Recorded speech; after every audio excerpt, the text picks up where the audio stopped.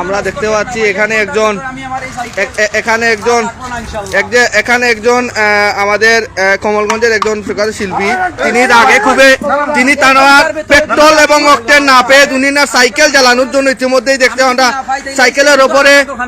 সাইকেলের উপরে জ্বালানি তেল দিয়েছেন এবং তিনি ওনার সাইকেল জ্বালিয়ে দিবেন বলে তিনি চাচ্ছেন ওনার সাইকেল উনি আজকে প্রশাসনের কোনো হস্তক্ষেপ না পাই তাহলে এই সাইকেলও থাকবে না। আর আমি আন্দোলনের ডাক দেবো ইনশাল্লাহ, যদি আজকে 1 ঘন্টার ভিতরে কোনো হস্তক্ষেপ আমি দেখি না। প্রত্যেকটা পেট্রোল পাম্পে পর্যাপ্ত পরিমাণ তেল রয়েছে, আমি নিজে দেখে আসছি, কিন্তু তারা তেল দেয় না। আজকে দেবো, একটু পরে দেবো, 1 ঘন্টা পরে দেবো, 1 ঘন্টা। আচ্ছা হুজুর, আপনি সাইকেলও কিতা ডাল্লা জ্বালানি তেল না কিতা?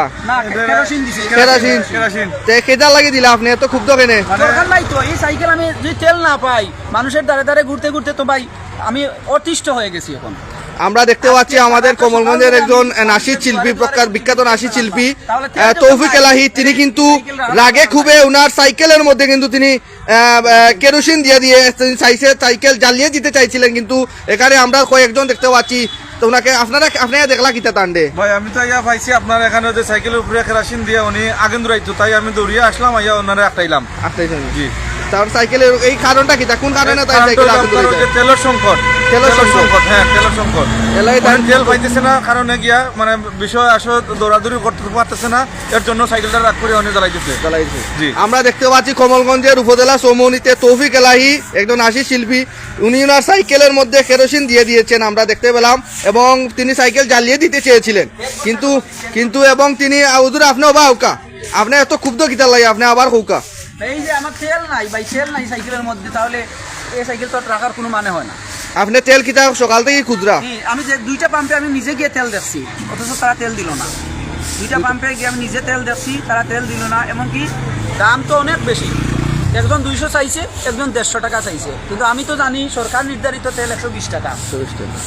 এগুলা তদারকির কেউ নাই।